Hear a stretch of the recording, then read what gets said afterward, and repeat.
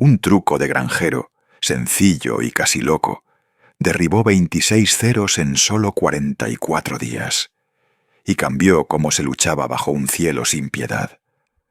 Aquel 9 de octubre de 1942, a 20.000 pies sobre la isla selvática de Guadalcanal. Un joven estadounidense peleaba por seguir respirando. Marian Carl tenía 22 años y volaba un Grumman Wildcat, robusto, pesado, nacido para portaaviones. Lo estaban cazando. Detrás de él venía un Mitsubishi Zero, tan ligero y ágil que parecía traído del futuro. Giraba dentro del radio del Wildcat como si leyera la mente. Trepaba con la ferocidad de un cohete. Durante un año, desde Pearl Harbor hasta Filipinas, el Zero había sido un fantasma dueño del cielo. Marian era un as, pero ahora era presa. Empujó al Wildcat en picado. Ganó velocidad, rugió el motor, pero el Zero no se soltó. Intentó un alabeo brusco, derecha, duro. El Wildcat respondió lento, como aquel P-38 esponjoso en los virajes. El Zero ya estaba allí, adivinando su gesto, con sus cañones parpadeando. La cabina de Carl estalló. Esquirlas le desgarraron la pierna. Los mandos murieron. Iba hacia abajo. Se eyectó como pudo y cayó en aguas con tiburones, rescatado por un milagro. Esta era la guerra aérea del Pacífico. Esto era Guadalcanal. Sin embargo, pocas semanas después, otro muchacho de granja de Dakota del Sur subiría a ese mismo cielo y movería la aguja. Del destino. No era una guerra. Era una picadora que tragaba pilotos uno por uno. Hombres arrojados a los dientes de la máquina japonesa. La prensa los llamó la Fuerza Aérea Cactus. Ellos apodaron a su pista Henderson Field de una manera más sincera. El cementerio. El problema no era solo el Zero, era la doctrina que lo rodeaba.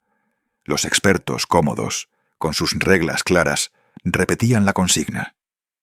Nunca gires con un Zero. Era la misma receta dada a los pilotos del P-38. Usa tu velocidad. Confía en la coraza. Lánzate, dispara y vete. Pero en los combates caóticos y arremolinados sobre Guadalcanal, aquella doctrina se convertía en sentencia diaria. Los pilotos japoneses eran veteranos curtidos. Habían peleado sobre China y sobre Pearl Harbor. Conocían su avión como una extensión del pulso. Tentaban a los estadounidenses con giros seductores. Sabían que el Wildcat respondía con pereza al mando. Sabían el punto exacto donde morder con fuego.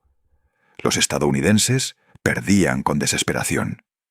Lo que la Fuerza Aérea Cactus no imaginaba. Lo que los veteranos nipones no podían prever. Es que la solución ya venía en camino. No era un avión nuevo. No era un tomo doctrinal enviado desde Washington. Era un granjero de 27 años. Un hombre tan discreto que le habían dicho que era demasiado viejo para combatir. Un hombre que aprendió a tirar no en un manual, sino cazando liebres en los inviernos blancos de Dakota. Esta es la historia de Joseph John Foss y del truco de granjero, simple y olvidado, que lo convirtió en el as de ases de América. Para entender cómo un campesino pudo aterrorizar a una. Fuerza aérea, primero hay que mirar la granja.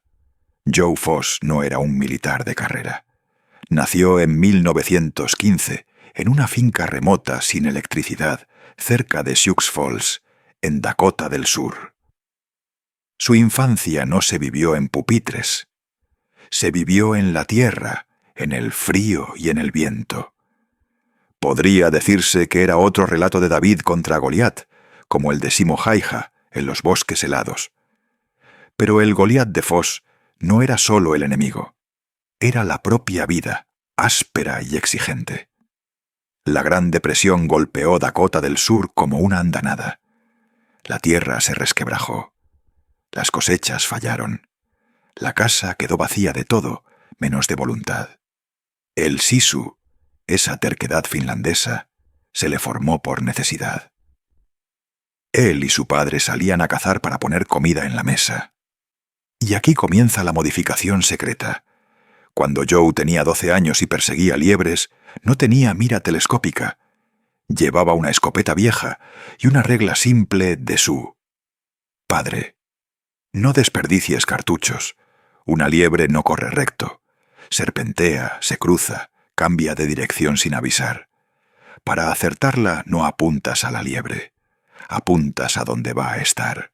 A eso lo llaman tiro por deflexión. Mientras otros chicos aprendían fracciones, Foss calculaba adelantos, deriva y velocidad en un suspiro. No era solo un buen tirador, era un cazador que entendía el movimiento. Esa fue su mira de hierro. Ese fue su alambre de piano. Era el ojo de campo que ningún manual podía enseñar. Pero Foss no quería cazar para siempre. Quería volar. En 1933, su padre lo llevó a un espectáculo aéreo. Vio a un escuadrón de los marines maniobrar biplanos con elegancia. Tenía 18 años y quedó prendido para siempre. Le dijo a su padre: «Eso quiero hacer». El camino parecía imposible. Era un chico pobre de granja. La educación le quedaba lejos. Cuando un cable caído mató a su padre, Joe, con 19, dejó los estudios para llevar la finca. Quedó atrapado, pero guardó el sisu. Trabajó el campo de día y tomó clases nocturnas. Tardó 6 años en reunir créditos para entrar a la universidad. Lavó platos, ahorró centavo a centavo y obtuvo la licencia de piloto. Cuando atacaron Pearl Harbor, Joe Foss tenía 26. Corrió a alistarse en la marina para volar cazas. Lo rechazaron. Era demasiado viejo. En 1941, la edad límite para un piloto de caza era 25. Le ofrecieron ser instructor, enseñar a otros a volar. Fue un golpe que mordió hondo. Era como aquel oficial de ingeniería diciéndole a McKenna que los cables cumplían con la norma. Como los expertos diciéndole a Simo Häyhä que usara mira. La doctrina afirmaba que no servía para el combate. Así que Foss hizo lo que hacen los tercos con brújula propia. Rompió el esquema, encontró una rendija y se deslizó por ella. Entró en la reserva del cuerpo de marines. Se convirtió en instructor. Y durante 9 meses largos vio partir a chicos de 20 a los que él mismo había enseñado. La rabia le hervía en silencio. Acribilló a sus superiores con solicitudes. Exigió combate, escribió cartas, hizo ruido. Se llamó a sí mismo el instructor más ruidoso y molesto de la marina. Al final, casi para que se callara, cedieron. Lo enviaron al entrenamiento avanzado de caza. Lo destinaron a un escuadrón nuevo, VMF 121. Y en octubre de 1942, mientras Marian Carl caía del cielo, el abuelo Joe, el granjero demasiado viejo de Dakota del Sur, subió a un buque de transporte. Su destino era Henderson Field, Guadalcanal. El lugar al que llegó no parecía una base militar. Parecía una antesala ardiente. Apenas bajó, el olor lo golpeó. Una mezcla pesada de humedad, aceite de motor, jungla podrida y muerte. La pista era una franja de tierra y coral con cicatrices, abierta a machete entre palmeras. El centro de operaciones era una caseta de madera a la que llamaban La Pagoda. Los dormitorios de los pilotos eran tiendas con suelo de barro, donde nada se secaba. Y por todas partes, los restos. Docenas de Wildcats y P-39, apartados a un lado, como cuerpos cansados. Alas arrancadas, motores quebrados, cabinas manchadas. Era el cementerio de la Fuerza Aérea Cactus. Le asignaron una tienda. Conoció a los hombres con los que volaría. No eran los rostros frescos a los que había enseñado a despegar. Eran sombras que seguían cumpliendo. Sus caras tenían el amarillo de la tabrina, el antipalúdico amargo. Los ojos estaban inyectados de sangre por noches sin descanso. Los monos de vuelo, endurecidos por sudor y grasa. Eran veteranos, pero también perseguidos. Foss, el viejo, el campesino, cruzó la entrada. Ellos lo miraron en silencio. Para muchos, solo era carne nueva. Para él, era el cielo que había estado esperando. No era solo un reemplazo más. Era un hombre que llegó con una decisión distinta en la mente. Foss miró su avión asignado, un Grumman F-4F Wildcat, y sintió su peso como una promesa y una condena. Era pesado, era lento. Para muchos, contra el cero, parecía un ataúd que volaba. Aún así, algo en él se negó a aceptar aquella sentencia. En esa época el oficial ejecutivo del escuadrón, un tal Duke, dio el parte rutinario. «Nunca te vuelvas contra un cero», repetía la doctrina como un mandamiento. Joe Foss escuchó, asintió y guardó las palabras en su memoria. Entendía el manual, pero también veía lo que aquel manual no veía. Entendía los movimientos que en el campo llamaban con un nombre simple: conejos. Al amanecer siguiente, Foss voló su primera misión sobre Guadalcanal. No fue un vuelo de práctica, fue una prueba por fuego. Subió hasta 15.000 pies, sus ojos recorriendo un azul que parecía desierto. Las voces de los que ya no estaban le habían advertido de algo esencial. «Salen desde el sol», decían. «No los ves hasta que ya están disparando». De repente, la radio chisporroteó. «Bandits a las 11. Alto». Foss levantó la vista y los vio. Una formación de Mitsubishi Zero descendiendo en picada. Iban a una velocidad que él nunca había imaginado posible. Recordó las órdenes: nunca girar, bucear y escapar. Foss empujó la palanca hacia adelante y metió su Wildcat en una caída brutal. El avión cobró velocidad. Los Zero lo persiguieron. Uno abrió fuego. Las trazadoras pasaron rozando la cabina y lo hicieron parpadear.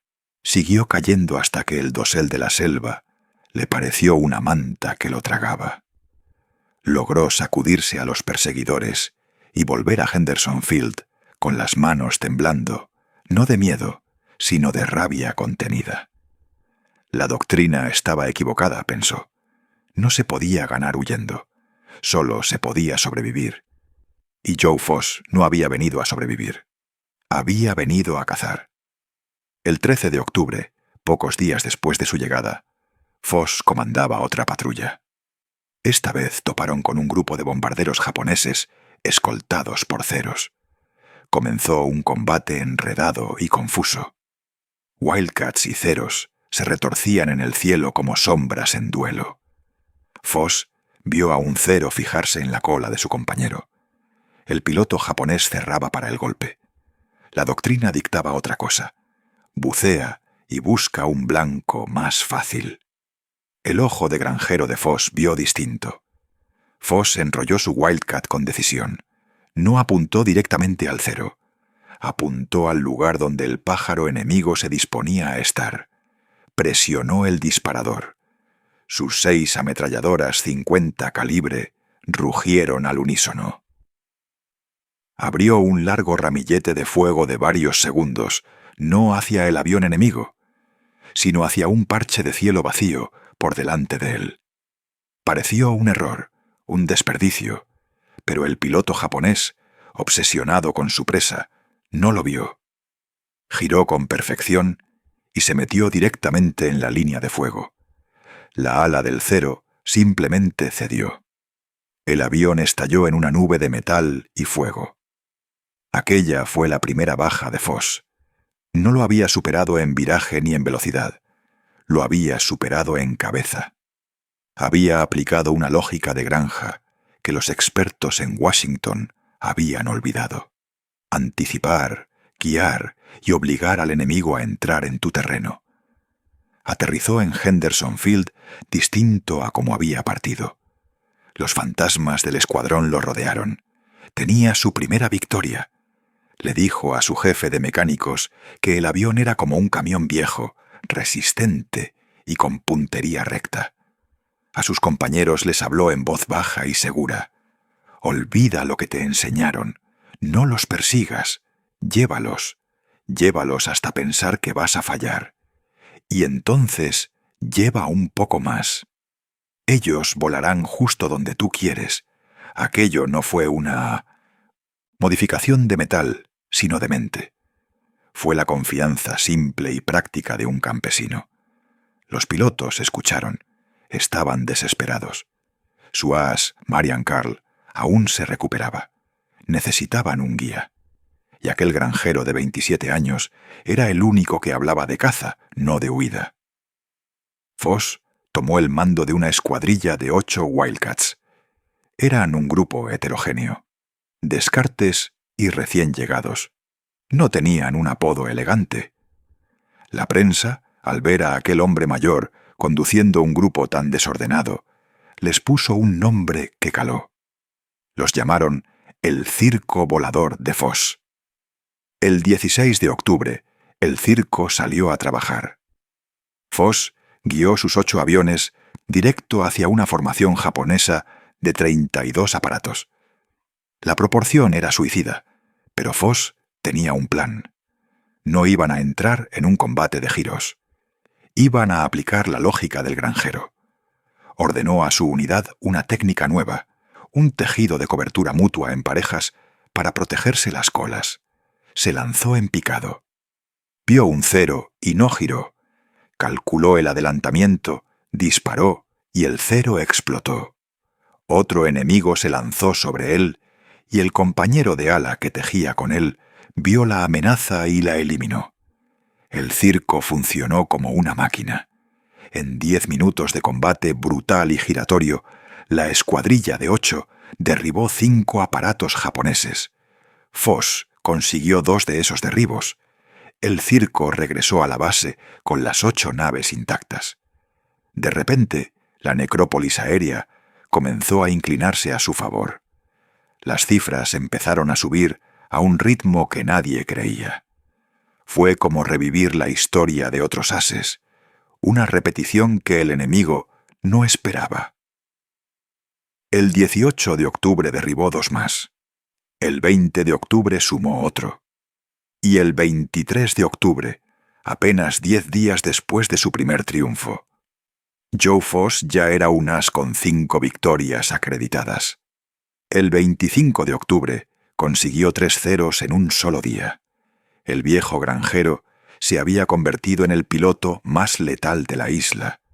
Ya no fue solo un aviador, era un líder. Su circo dominaba los cielos.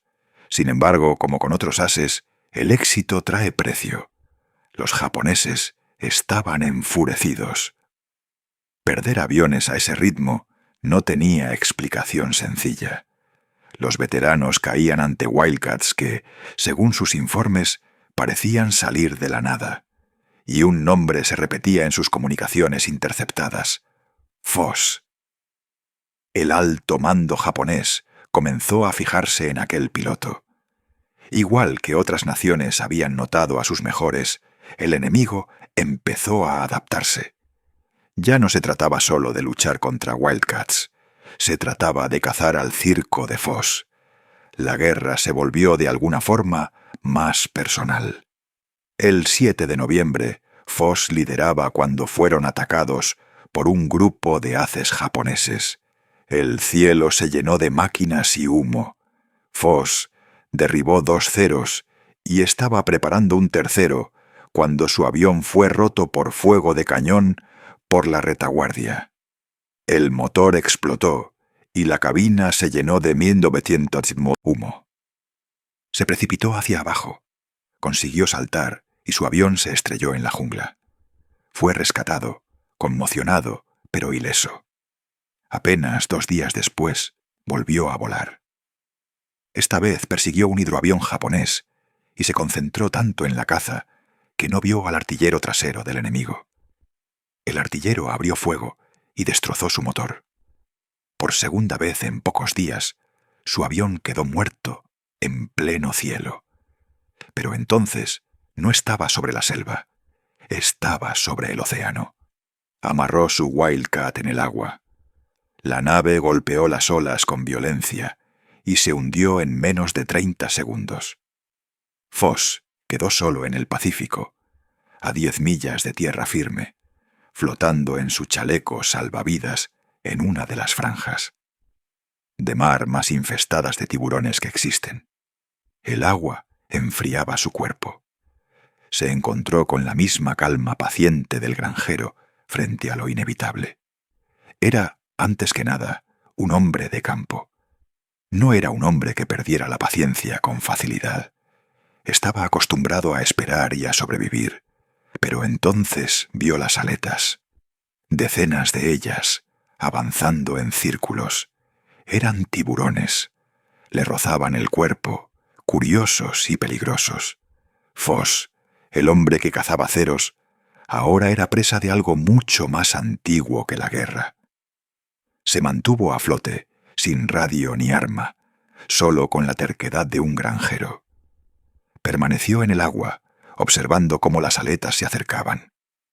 4 horas pasó flotando, rodeado por el mar y el silencio. Cuando el sol empezó a bajar, apareció una canoa en el horizonte.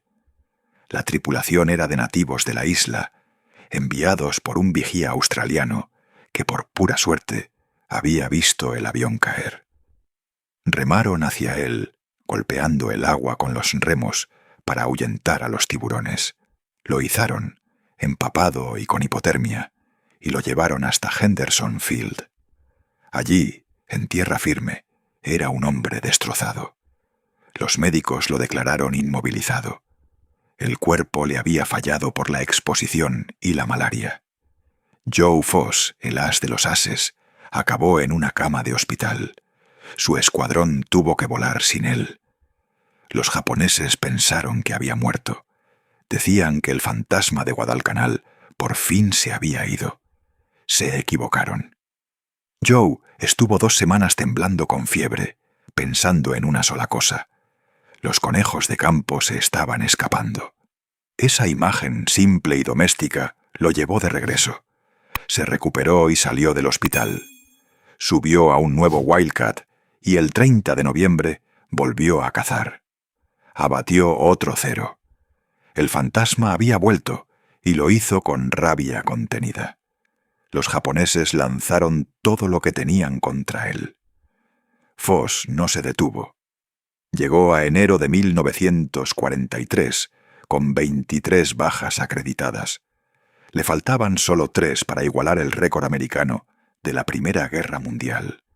Un pico sagrado fijado por Eddie Rickenbacker, 26. El nombre de Joe Foss ya era leyenda en Guadalcanal, escrita con sudor y fiebre. El granjero de 1927 años estaba hecho jirones. La malaria había regresado con fuerza. Volaba con la fiebre ardiendo en la sangre. Su tripulación en tierra lo veía aterrizar con el avión lleno de impactos. Temblando tanto por los escalofríos que tenían que sacarlo del cockpit entre sudor y frío. Peleaba en el cielo y en su propia sangre. Y, hasta donde se puede medir la voluntad, estaba ganando ambas batallas. Ese número, 26, no era solo una estadística. Era una montaña simbólica, la cumbre de la supremacía aérea estadounidense. Durante décadas nadie se había acercado. Y aquel joven de granja de Dakota del Sur, en un avión que muchos llamaban ataúd volador, se disponía a escalarla. 15 de enero de 1943 fue un día de enfermedad peor que otros. Los médicos le prohibieron volar. Él los desoyó. Un enorme convoy japonés se acercaba, escoltado por una nube de cazas. Foss y su escuadrón despegaron para interceptar. El cielo se llenó de aviones, el combate más grande que Foss había visto hasta entonces. Zero y Wildcat se entrelazaban en un torbellino que parecía no tener fin. Con la visión empañada por la fiebre, volvió a lo que sabía: la lógica del campo y la caza. Vio a un Zero fijado en un compañero. No pensó, reaccionó. En vez de apuntar al enemigo, maniobró hacia el espacio vacío, donde el amigo iba a ir. Sus ametralladoras rasgaron el aire. El Zero, comprometido en su giro, se estrelló contra la pared de balas. Esa fue la baja 24. Su mirada repasó la escena y vio otro Zero dividiendo para atacar a un grupo distinto.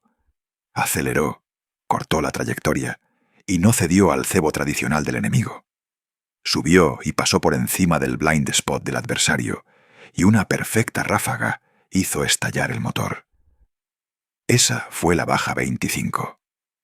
Había empatado con Rickenbacker, y de pronto era una leyenda viviente. No se detuvo. Detectó un tercer avión, un cazador con flotadores que intentaba escapar. Foss bajó en picado. El piloto enemigo emprendió una escalada desesperada para huir. El granjero calculó la fuga y disparó en arco con una precisión casi geométrica. Las balas encontraron su blanco en la cabina. El aparato cayó, dando vueltas hacia el océano. Esa fue la baja 26. En una sola tarde, temblando de malaria, Joe Foss abatió 3 aparatos enemigos. Había igualado y superado el récord. Aterrizó en Henderson Field. Toda la base lo esperaba. Lo alzaron en hombros entre vítores que sonaban más bien como alivio. El cementerio de máquinas se transformó en campo de victoria. El viejo granjero fue llevado por sus camaradas, indiscutiblemente el as de ases americano. Mientras en la isla se festejaba, en el mando japonés de Rabaul cundía la consternación. Sus pilotos, veteranos del A6M, confiaban en una doctrina que ahora fallaba. Relataban aterrados cómo se lanzaban sobre un Wildcat, esperando la huida fácil, y en vez de eso, el americano hacía movimientos incomprensibles. Rodaba, subía o bajaba, disparaba al vacío, y al instante un Zero vecino explotaba. No hallaban explicación. Era como si un fantasma los cazara. Foss había hecho invisible su intención, del mismo modo que otros habían ocultado su presencia. En vez de plantar cara con los mismos trucos, transformó la pelea con lógica de cazador. Aquello no era técnica pura, era la mente de un granjero convertida en arma. Y así, sin estruendo innecesario, cambió para siempre la forma en que se peleaba en aquel cielo remoto. En ese momento, la escala del cambio empezó a hacerse evidente no solo en los cielos, sino en la confianza de quienes volaban bajo la bandera japonesa. Foss había demostrado que el Mitsubishi Zero no era invencible. Había mostrado que un Wildcat, considerado inferior, en manos de un piloto que pensaba como agricultor, podía convertirse en el arma más letal sobre el Pacífico. Podríamos decir que la caza se había invertido. Los ases japoneses, que antes perseguían a los Wildcats como si fuera un deporte, ahora dudaban, actuaban con cautela. La fuerza aérea del Cactus dejó de ser presa para ser cazadora. Y todo eso se reducía a un hombre al que le habían dicho que era demasiado mayor para combatir. En calma, sin brillo ni pompa, esa victoria tuvo un precio terrible. No fue un solo disparo lo que cobró a Foss. Fue un desgaste lento y cruel. Días después de batir récords, fue definitivamente dado de baja por una enfermedad que no perdona. La malaria había ganado la partida. Estaba tan débil que no podía mantenerse en pie. Las fiebres recurrentes lo consumían.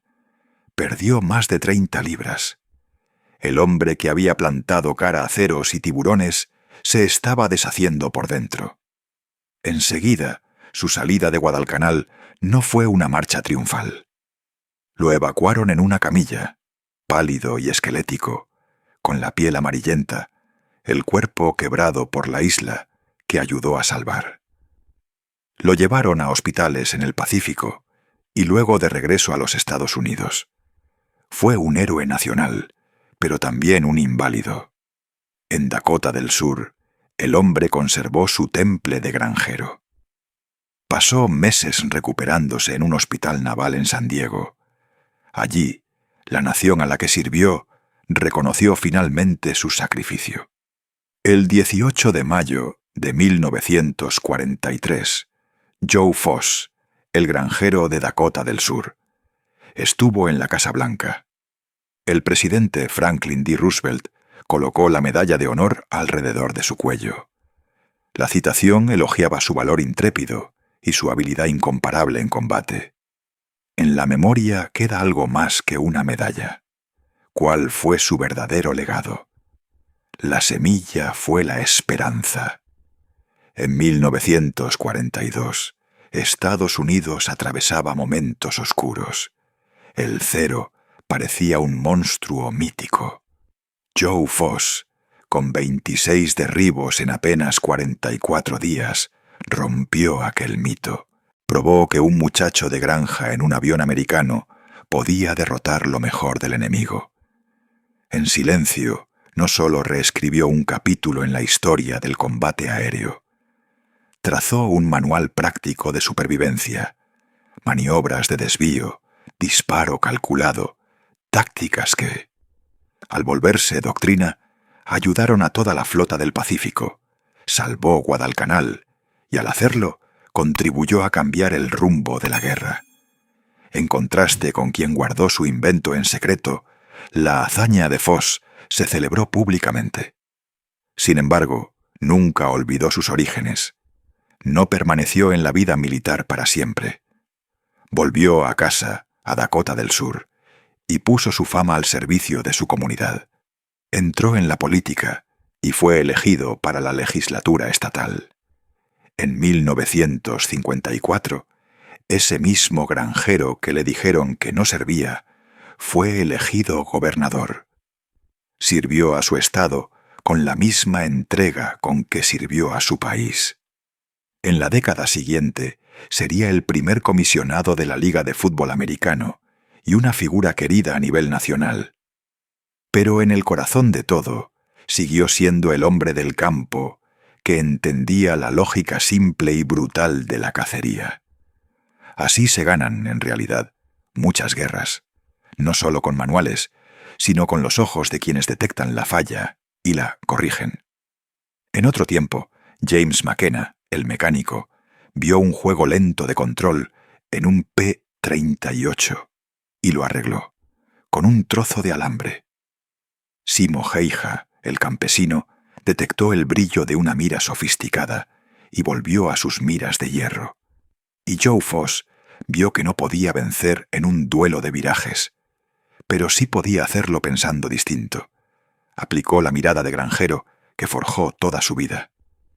Podemos leer estas páginas olvidadas como crónicas de la sencillez que trastoca sistemas. Joe Foss murió en el año 2003 a la edad de 87 años. Fue enterrado con todos los honores militares, un héroe para su nación y una prueba viva de la persistencia y el temple, del hombre de campo. Si esta historia te conmovió, acompáñanos en próximas narraciones. Suscríbete para seguir descubriendo relatos olvidados de la Segunda Guerra Mundial. Cada historia importa, cada nombre merece memoria. Déjanos un comentario contándonos desde dónde nos escuchas. Gracias por permanecer aquí, por escuchar y por mantener vivas estas voces.